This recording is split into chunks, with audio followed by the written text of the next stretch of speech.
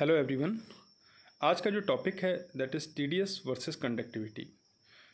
तो मैंने देखा है कि बहुत सारे लोगों का एक डाउट होता है कि जो टीडीएस है और कंडक्टिविटी है इसका आपस में क्या रिलेशन है। तो इसको हम आज इस वीडियो के माध्यम से जानने की कोशिश करेंगे। तो सबसे पहले हम देखते हैं कि जो टीडीएस होता है वो होता क्या है, या in terms of water TDS का क्या सिग्निफिकेंस है उसको हम यहाँ पर जानेंगे। तो देखिए, आप सब लोग जानते हैं कि जो बारिश होती है उसके अंदर में डायरेक्टली कुछ भी कंटामिनेशन नहीं होता है। यानी यूँ कह सकते हैं कि जो वाटर बारिश के साथ में अर्थ पे आता है उस वाटर में इनिशियली कोई भी मिनरल प्रेजेंट नहीं होते हैं और वो पूरी तरीके से डिस्टिल्ड वाटर होता है या डीमिनरलाइज वाटर, जिसके अंदर में कोई भी मिनरल नहीं होते हैं। बट एक चीज़ ध्यान दीजिए कि जब ये वाटर अर्थ पे आता है तो उसमें क्या होता है कि जो एटमॉस्फेयर के कंटामिनेंट्स होते हैं वो ऐड हो जाते हैं, या फिर अर्थ पे आने के बाद में अर्थ पे जो मिनरल्स उसको मिलते हैं वो मिनरल उसमें ऐड हो जाते हैं, जिसकी वजह से जो वाटर होता है वो डीमिनरलाइज या डिस्टिल्ड नहीं रहता है और अपनी जो ओरिजिनल फॉर्म होती है उसको खो देता है। तो ये जो मिनरल्स होते हैं वो क्या क्या हो सकते हैं? कैल्शियम हो सकते हैं, मैग्नीशियम हो सकते हैं, सोडियम हो सकते हैं। बेसिकली ये मोस्ट कॉमन मिनरल्स हैं जो कि वाटर के अंदर में अवेलेबल रहते हैं। Apart from these three types of minerals, calcium, magnesium and sodium, हम देखते हैं कि कुछ और भी मिनरल्स हैं जो कि कम या ज़्यादा मात्रा में पानी में उपलब्ध हो सकते हैं, जिसमें aluminium, arsenic, bicarbonate, calcium, chloride etcetera etcetera. और ये जो मिनरल्स मैं इधर साइड में बता रहा हूँ ये या तो कम हो सकते हैं या ज़्यादा हो सकते हैं। ये डिपेंड करता है कि कौन से पर्टिकुलर एरिया में वो पानी है। हो सकता है किसी ऐसे एरिया में है जहाँ की अर्थ में जिंक ज़्यादा है या जहाँ पर मैग्नीशियम ज़्यादा है, तो आप टेस्ट करेंगे, उस पानी को टेस्ट करवाएंगे लेबोरेटरी में, तो देखेंगे कि उस पानी में, पर्टिकुलर पानी में जिंक या मैग्नीशियम की मात्रा आपको ज़्यादा मिलेगी। अब टाइप ऑफ कंडक्टिविटी मीटर या टीडीएस मीटर के बारे में बात कर लेते हैं। आप लोगों ने देखा होगा कि घरों में हम लोग जो आरओ प्लांट लगाते हैं तो आरओ प्लांट का जो पानी होता है उसको टेस्ट करने के लिए हम लोग एक टीडीएस मीटर रेडली मार्केट में अवेलेबल रहता है, 200, 400, 500 रुपये में मिल जाता है, जो कि इधर आप देख सकते हैं वीडियो में यहाँ पर दिखाया गया है, हैंड हेल्ड या पॉकेट टाइप के नाम से। तो जो टाइप्स ऑफ कंडक्टिविटी मीटर होते हैं, एक तो बेंच टॉप टाइप का होता है और दूसरा होता है हैंड हेल्ड, जिसको पॉकेट टाइप भी बोलते हैं। बेंच टॉप नॉर्मली लेबोरेटरी के अंदर होता है और हम पानी का सैंपल लैब में ला करके उसके बाद उससे टेस्ट करते हैं और हमें पता चलता है उस पानी के अंदर में कितना कंडक्टिविटी या कितना टीडीएस है। सेकेंड होता है हैंड हेल्ड या पॉकेट टाइप का।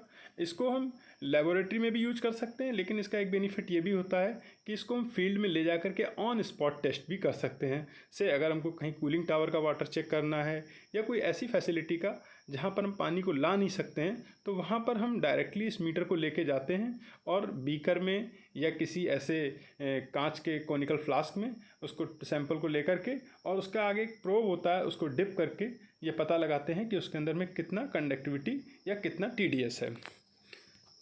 अब देखिए, यहाँ पर हम थोड़ा सा और जानकारी लेना चाहेंगे कि कंडक्टिविटी और टीडीएस इसका क्या आपस में एक्चुअली सिग्निफिकेंस होता है। तो आप देखेंगे कि एक जो फर्स्ट पिक्चर आप देख रहे हैं, यहाँ पर हम देख रहे हैं कि एक वाटर है। वाटर के अंदर में बहुत ही कम, देखिए यहाँ पर जो पॉजिटिव एंड नेगेटिव दोनों टाइप के, यहाँ पर जैसे मिनरल कोई होता है तो जैसे हम एक बॉन्ड मिनरल ले लेते हैं, जैसे कि सोडियम क्लोराइड है, तो उसके अंदर में सोडियम है और क्लोराइड है। तो सोडियम के ऊपर प्लस बैलेंसी होती है और क्लोराइड के ऊपर नेगेटिव बैलेंसी होती है। और इसी प्रकार से हो सकता है zinc sulphate, zinc chloride, magnesium sulphate, magnesium chloride, sodium silicate. तो जितने भी इस टाइप के बॉन्डिंग में रहते हैं वही जो है इस पानी की कंडक्टिविटी को बढ़ाते हैं। यानी सिंपल सी चीज़ है कि अगर कोई पानी एकदम प्योर है जिसके अंदर कोई भी मिनरल नहीं है, उसमें अगर हम इलेक्ट्रिसिटी का फ्लो करेंगे तो वो करंट जो है एक तरफ से दूसरी ओर फ्लो नहीं होगा।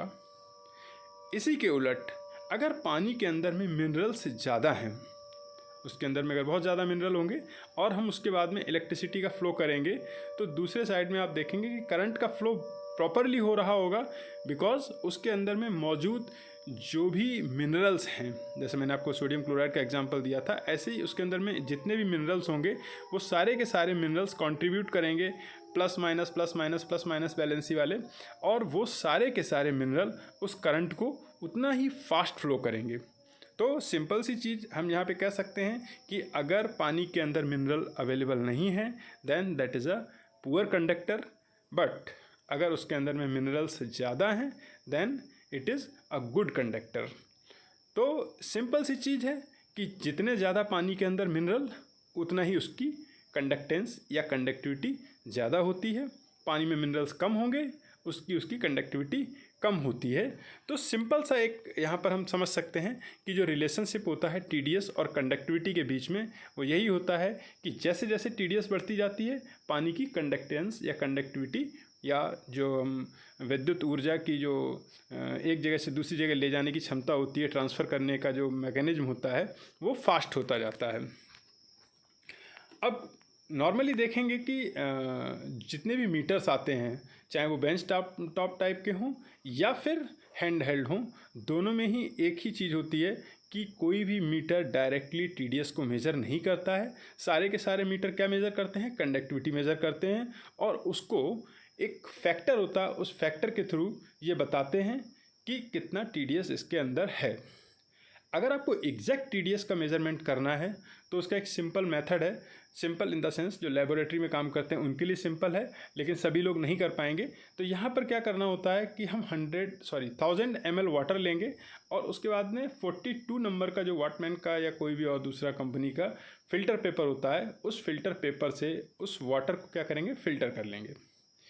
फ़िल्टर करने के बाद जो वाटर हमने कलेक्ट किया है उस वाटर को हम क्या करेंगे? उसको पूरा का पूरा एक ओवन में रखेंगे, और ओवन में उसको 100 डिग्री या 105 डिग्री पे उसको रखते हैं, और उसके बाद में आप देखेंगे कुछ टाइम के बाद में कि पूरा का पूरा पानी जितना होता है उसके अंदर से वो इवेपोरेट हो जाता है। अब ये हम सब लोग जानते हैं कि जो वाटर इवेपोरेट होता है उसके साथ कोई भी मिनरल नहीं जाता है। मिनरल जो होंगे उस बीकर में या कॉनिकल फ्लास्क जिसमें भी हमने उसको फ़िल्टर करके रखा है उसी में रह जाते हैं। तो जब वो पूरी तरीके से इवेपोरेट हो जाएगा उसके बाद में आपको क्या करना है कि जो बीकर है उसको वेट करना है। हाँ, ये चीज़ है कि आप जिस टाइम पे इस टेस्ट को स्टार्ट करेंगे इनिशियली उस बीकर का वेट कर लीजिए, कितना उसका वज़न इनिशियली था और कितना वज़न आफ्टर पूरा जब वाटर इवेपोरेट हो जाएगा तो जितने मिनरल्स होंगे उसके सरफेस पे या उसके साइड में वहीं पे चिपके रह जाएंगे, जिसकी वजह से उसका कुछ मिलीग्राम में उसका वेट बढ़ जाएगा। तो जो टीडीएस होगी पीपीएम में कितनी होगी? जो आपका final weight of beaker including जो उसके अंदर मिनरल चिपके रह गए थे वो minus initial weight of beaker, मतलब जो एम्प्टी बीकर था या खाली बीकर था उसका जब हम डिफरेंस देखेंगे तो हमें पता चल जाएगा कि कितना पीपीएम टीडीएस उसके अंदर में अवेलेबल है। से अगर बीकर का वेट फॉर एग्जांपल अगर मान लीजिए 30 ग्राम है और उसके बाद में हमने देखा कि 30 पॉइंट समथिंग जो भी आ रहा है वो उसका रीडिंग एक आ गया है, तो जो भी एक्सेस होगा वही उस पानी का टीडीएस होगा इन पीपीएम पार्ट्स पर मिलियन। यहाँ पर जो वेट करेंगे आप वो ग्राम में होना चाहिए और जो वाटर हमने लिया है उसका रीडिंग ml में होना चाहिए। इसीलिए आप देखना पीपीएम का एक और यूनिट भी होता है mg पर लीटर, मिलीग्राम पर लीटर, यानी कि पर लीटर में कितने मिलीग्राम मिनरल्स मौजूद हैं उसी को हम बोलते हैं पीपीएम। तो इससे कंफ्यूज होने की ज़रूरत नहीं है, mg पर litre and PPM both are same. तो इस मेथड से हमें पता चल जाएगा कि उसका पानी का कितना टीडीएस है। अब होता क्या है कि जो टीडीएस होता है वाटर का, इस टाइप के बहुत सारे एक्सपेरिमेंट किए गए और देखा गया कि जनरली क्या निकल के आया कि जब हम 1000 ml पानी को इवेपोरेट करते हैं तो ये कहीं ना कहीं उसकी जो कंडक्टेंस अगर मान लीजिए 1000 है, जो पानी हमने रखा है उसको हमने उसका कंडक्टिविटी मेज़र किया, उसका 1000 कंडक्टिविटी आ रहा है और उसके बाद जब हम उसको इवेपोरेट कर देते हैं तो देखते हैं कि उसका जो वेट आ रहा होता है वो करीबन 650 मिलीग्राम आ रहा होता है। जो बीकर को हम फाइनल वेट करते हैं उसमें से डिफरेंस करते हैं, दैट इज़ 650 मिलीग्राम। कब? जबकि उस पानी का कंडक्टेंस 1000 माइक्रोमोस या माइक्रोमोस पर सेंटीमीटर या फिर 1000 माइक्रो सीमेंस पर सेंटीमीटर, दोनों ही यूनिट आजकल चलते हैं। अगर है तो वहाँ पे हम देखेंगे कि 650 मिलीग्राम के आसपास ये आता है। लेकिन एग्जैक्टली देखना कि ये जो 650 मिलीग्राम यहाँ पर हम बता रहे हैं वो एक्यूरेट 650 मिलीग्राम नहीं होता है। ये अलग अलग वाटर में 55% से लेकर के 80% के बीच में वेरी करता रहता है। इसलिए यहाँ पर हम देखेंगे कि जो उसका रेशियो निकल के आता है या उसका जो डेसिमल में अगर उसको कन्वर्ट करते हैं या मल्टीप्लिकेशन हम अगर करते हैं तो यहाँ पर क्या होगा कि अगर कंडक्टिविटी 1000 है तो वो हो सकता है कि 550 उसकी TDS हो सकती है, 550 ppm, या हो सकता है कि उससे आगे अप टू 80 तक भी 800 तक भी हो सकती है। तो यहाँ पर हम देखेंगे कि उसका जो जनरली एक जो फैक्टर निकल के आता है दैट इज़ 0.55 से लेकर के 0.8 तक आता है। लेकिन अब चूँकि ये जो फैक्टर है 0.55 से लेकर के 0.8 का, ये हर जगह मेंटेन करना इतना इजी नहीं होता है। इसलिए क्या किया गया है कि इन जनरल जितने भी TDS मीटर मार्केट में अवेलेबल होते हैं वो क्या करते हैं, कंडक्टिविटी मेज़र करते हैं और उसको डायरेक्टली 0.65 से मल्टीप्लाई कर देते हैं। अगर आपके पास में कहीं पे कोई TDS मीटर अवेलेबल नहीं है और कंडक्टिविटी मीटर है, आप कंडक्टिविटी चेक करवाइए और आप बहुत ज़्यादा दिमाग मत लगाइए वहाँ पर।